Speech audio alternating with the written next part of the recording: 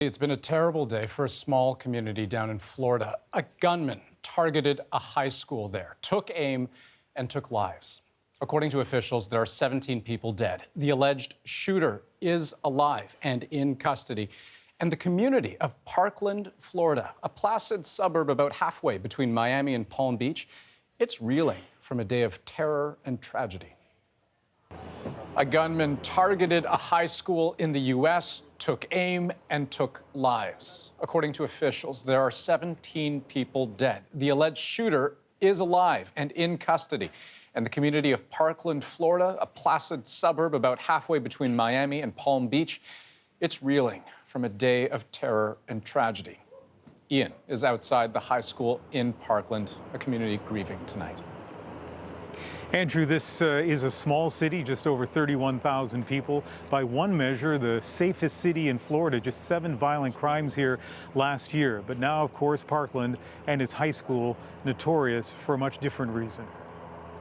The fire alarm had already gone off once earlier in the day, and when it was pulled again at around 2:30 in the afternoon, there was confusion, even when the gunshots rang out. We heard shots, and not a lot of us knew what they were from. Kids were freaking out. Some kids froze. Some kids were on their phones. A lot were on their phones just trying to Snapchat everything because they thought it was a joke, and it wasn't. Inside, panic.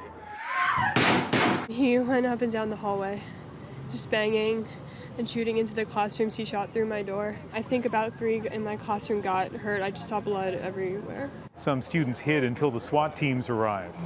Hands, put your hands up. Please.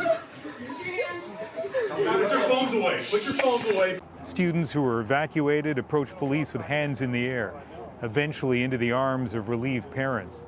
The alleged shooter, a 19-year-old former student with a reputation. He got kicked out of school last year. A lot of people, he always had guns on him and stuff like that. So it was, I'm with Bruno. Call her, talk to her, please.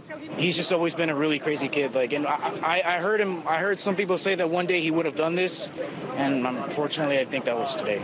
Walking distance away, police arrested Nicholas Cruz without incident. We arrived here just a short time ago, and as we were coming, we were listening to the various radio stations and some harrowing accounts from people who lived through this. Students from inside the school, one young woman who said she saw a teacher shot right in front of her, another who talked about having to hide inside a closet knowing that there was an active shooter roaming around inside that school. And of course the parents who were outside not sure what was happening to their kids. One of those parents we heard on the radio, and she was saying that she's heard lots of people offering their thoughts and prayers, and she's tired of that, she says. She would rather see action. And when she says action, Ian, what is she referring to there? Well, the kind of action she wants is a very contentious issue here in Florida. She'd like to see restrictions on the kind of assault rifle that this student allegedly had, the AR-15. It is the most popular firearm in the United States.